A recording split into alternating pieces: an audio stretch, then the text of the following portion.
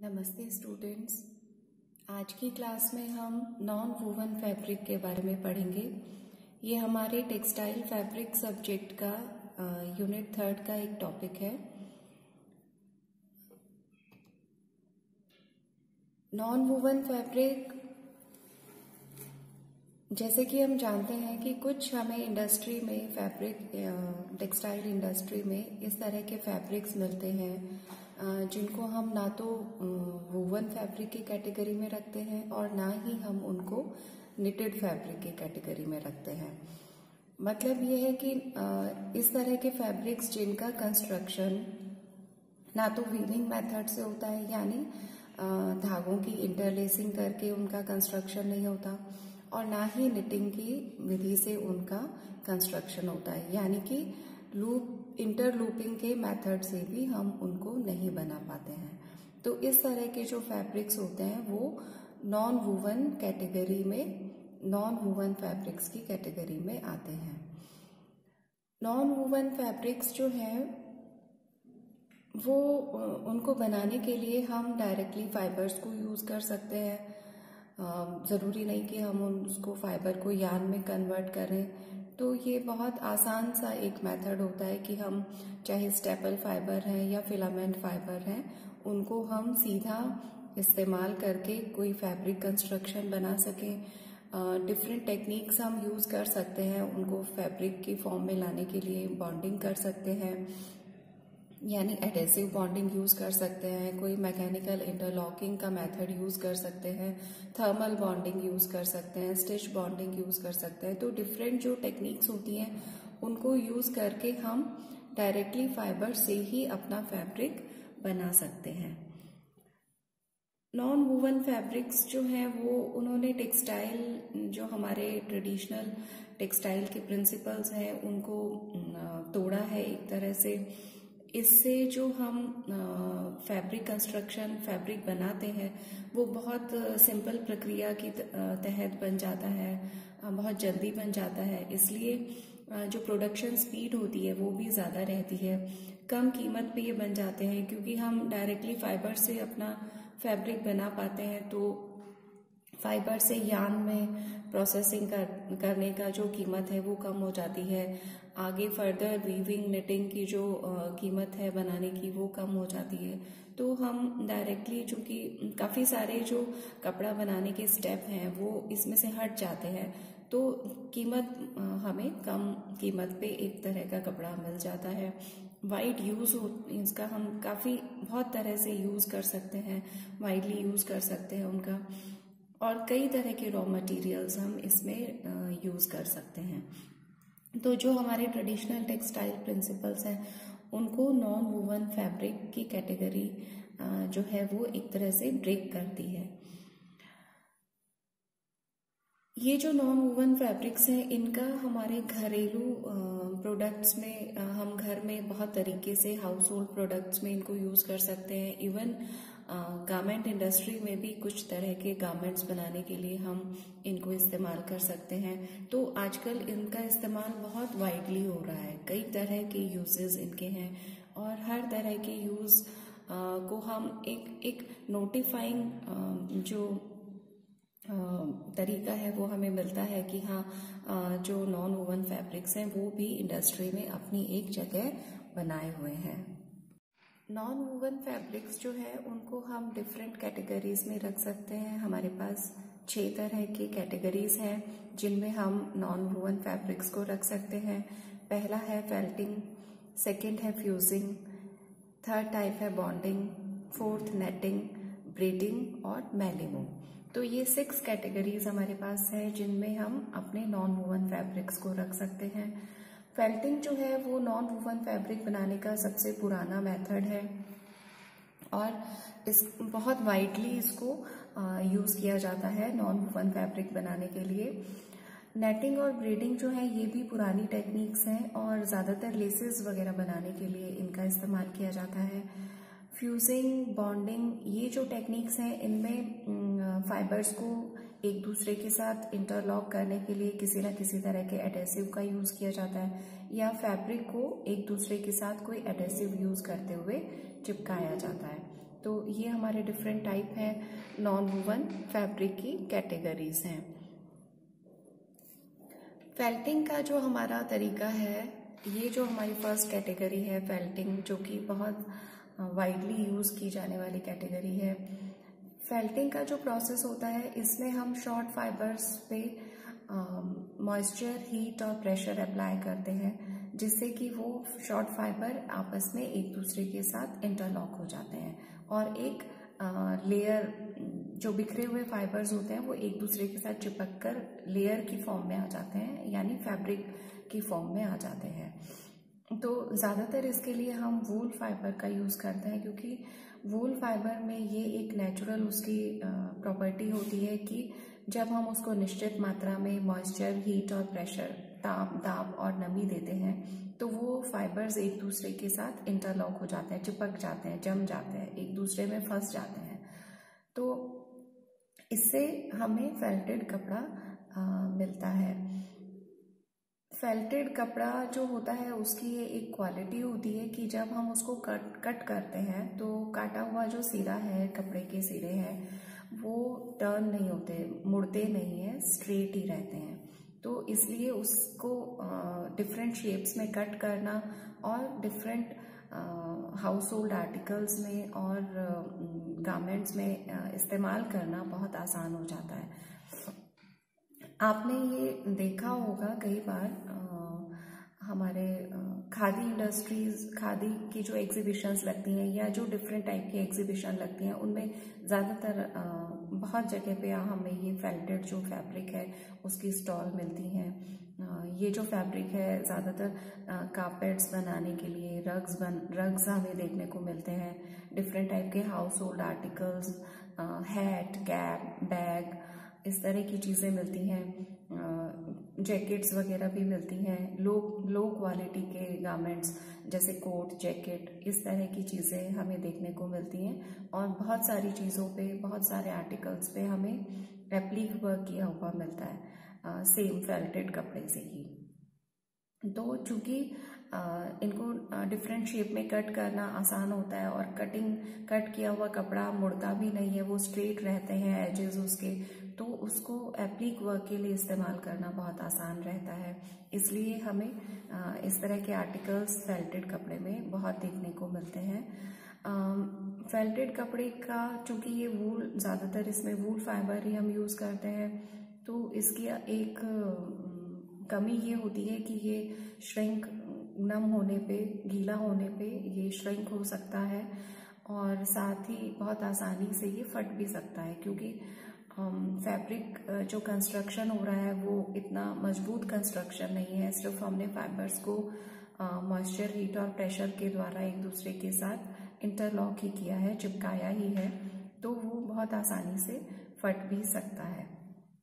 तो ये हमारा फेल्टेड टाइप का कपड़ा होता है और ये जो प्रोसेस होता है वो फेल्टिंग का प्रोसेस कहलाता है। दूसरा हमारा जो कैटेगरी आती है वो है फ्यूजिंग की कैटेगरी। फ्यूजिंग जो है ये भी फेल्टिंग के समान ही है।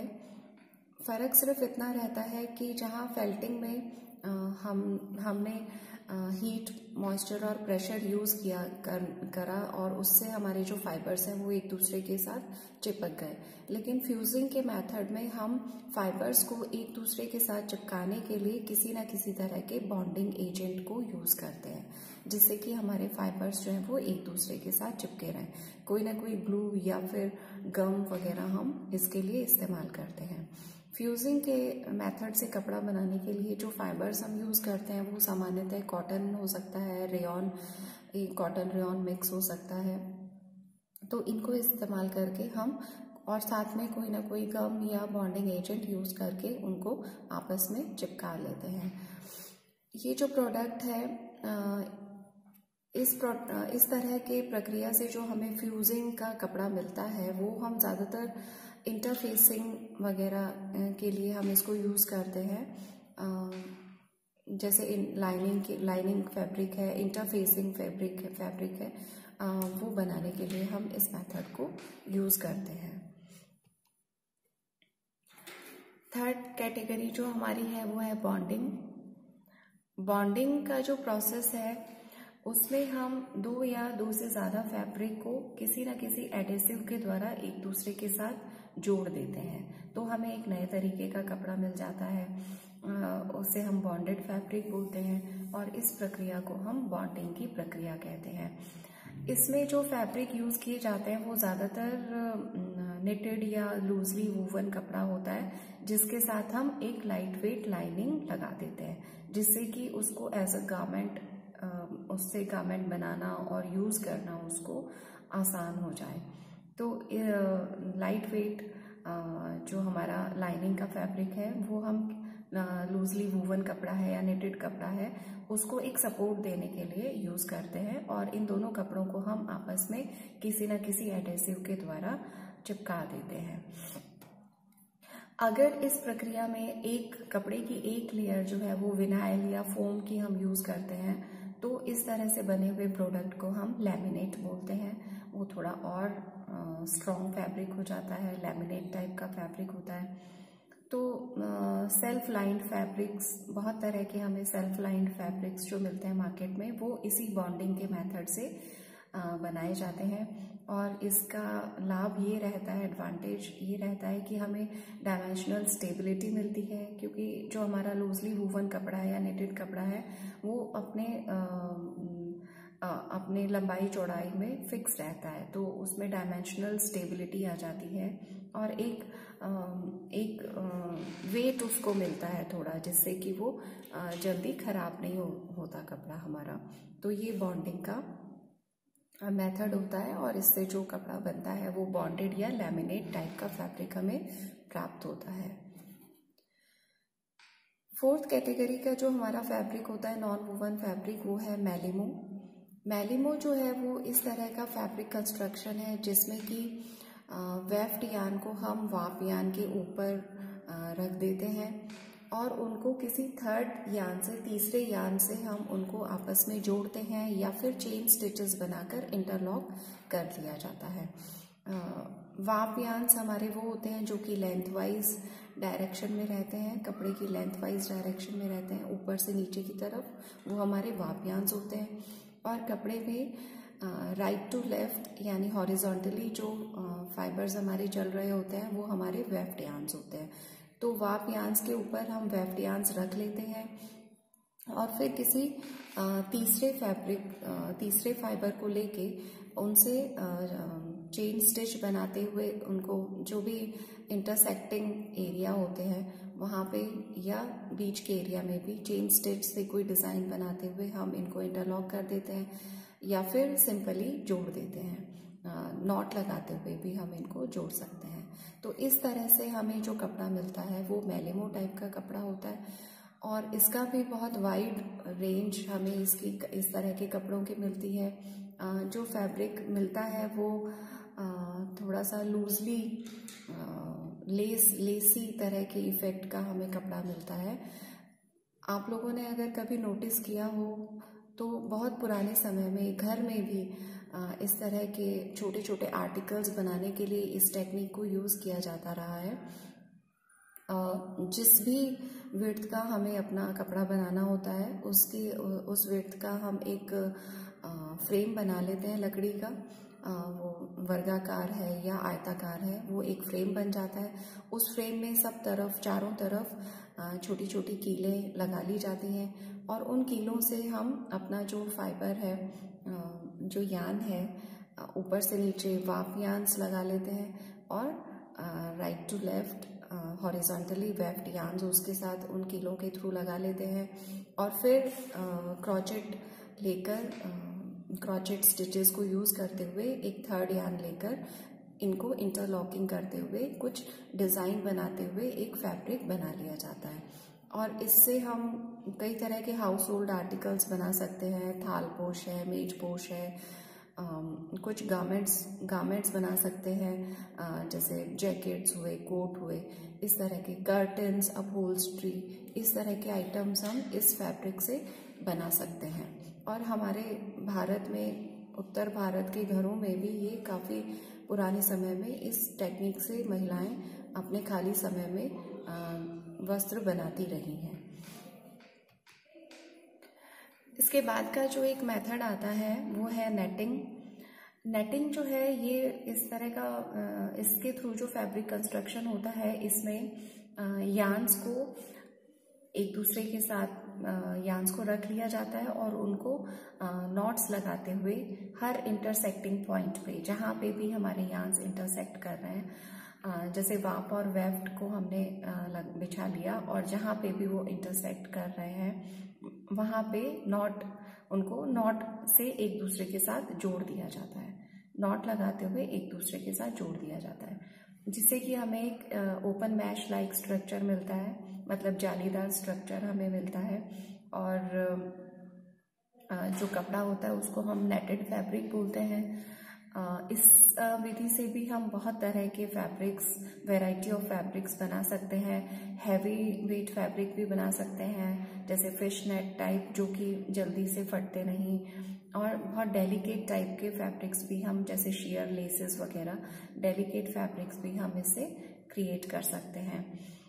आज के समय में हमें जो नेटेड फैब्रिक मिलते हैं मार्केट में, वो ज़्यादातर ट्रिकॉट नेट मशीन्स पे बने हुए मिलते हैं, लेकिन पुराने समय में इस नेटिंग के मेथड को यूज़ करते हुए भी बहुत तरह का लेस वाला ओपन मैश स्ट्रक्चर वाला कपड़ा बनाया जाता रहा है।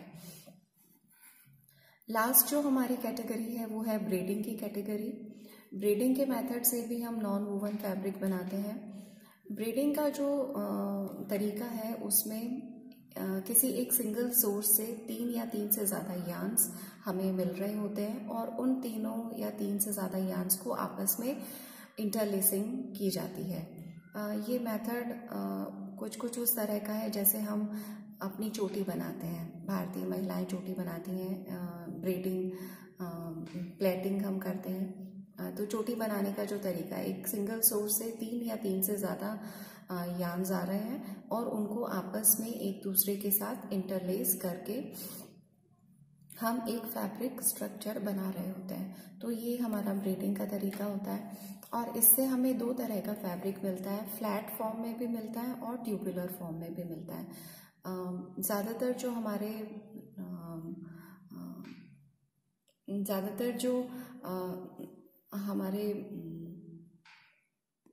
हमारे इलास्टिक बैंड्स हमें मिलते हैं, इलास्टिक्स वगैरह जो हम मार्केट से लेके आते हैं, वो इसी मेथड से बनाए जाते हैं, ब्रेडिंग के मेथड से।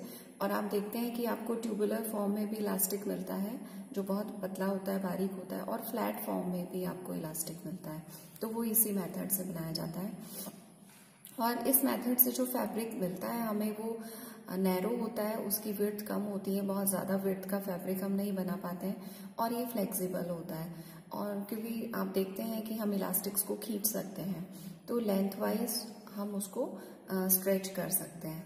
तो इस मेथड से हम जो चीज़ें बना रहे हैं उसमें गारमेंट रिम्स आ जाते हैं, कॉर्ड्स हैं, इलास्टिक्स हैं, ये सब चीज़ें हम ब्रेडिंग के मेथड से बनाते हैं। तो ये भी एक फैब्रिक कंस्ट्रक्शन का हमारा मेथड है जो कि नॉन वूवन कैटेगरी का है। तो ये हमारे सब नॉन वूवन कैटेगरी के फैब्रिक्स हो गए, फेल्टिंग, फ्यूजिंग, ब्रेडिंग, नेटिंग, मैलिमो और बॉन्डिंग। तो ये सब आपको अच्छे से क्लियर हो गए होंगे। Thank you.